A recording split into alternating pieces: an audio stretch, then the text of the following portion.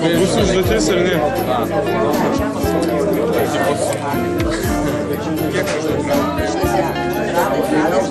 Nu, aš įduočiau panašau.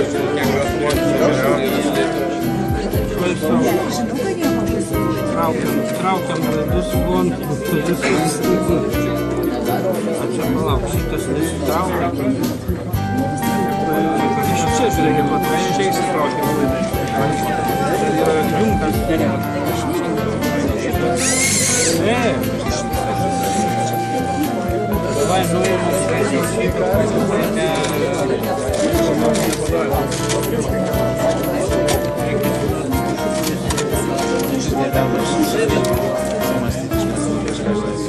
Давай mes jam kojytę suimsim.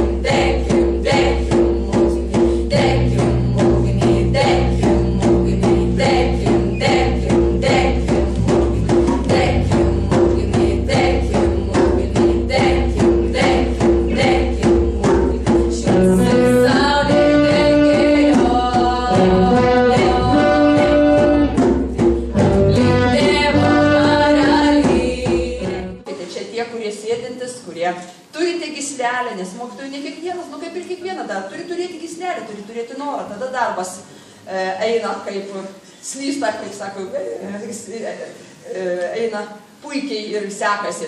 Tie, kurie turi tik gyslelių, galbūt pasukite pedagogo keliu, būti dėstytojų, mokytojų, padėti kitiems, paraginkite savo draugus, kurie matot, kad turi tą gyslelę, kurie gali, padėkite savo mokytojams, talkinkim. Tai yra mokymas, vienas iš švenčiausių, geriausių profesijų, kadangi mes, tie, kurie mokome, kurie dirbame, nuolatos turime nesenti, nes turime draugę mokytis ir mes turime tie padėti kurti ateitį.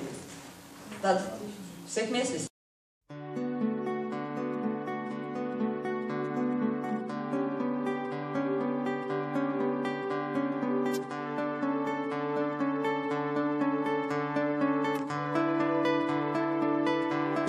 Dabar manau, kad garsiai plojam už taško 4 paras ištisai.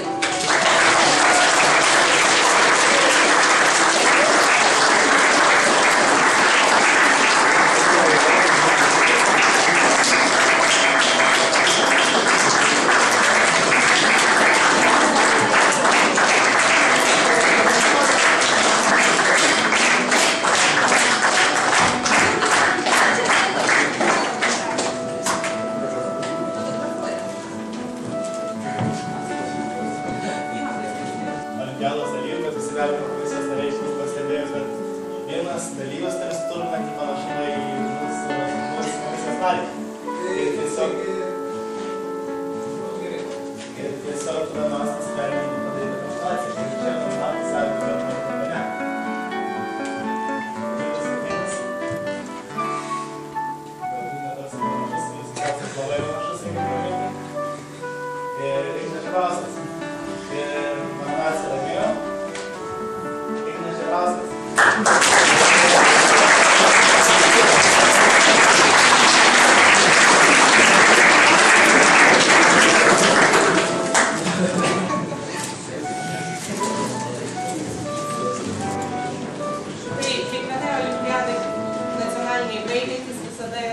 Nauja pradžia, kuri laukia 6 geriausių, tai yra dalyvauti Baltijos šalių informatikos olimpiadoje, o 4 iš jų vėliau vyks į pasaulinę informatikos olimpiadą, kuri šiemet vyks rugsėjo mėnesį Italijoje.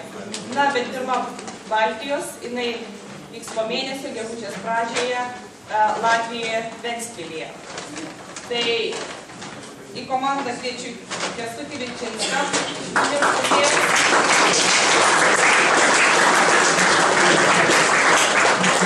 jau etatinis olimpiados Baltijos dalyvis, Karolis Greblikas.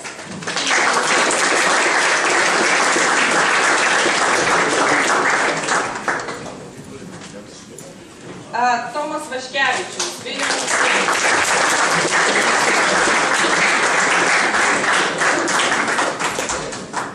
Vladimir Daglis, Vilniaus Santovas.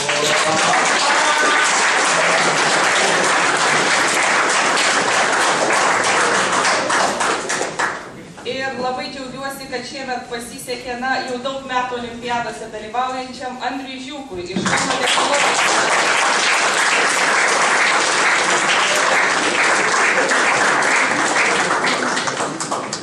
Paskutinysis komandos dalyvis Mantas Pajarskas iš Vilniaus licėjos.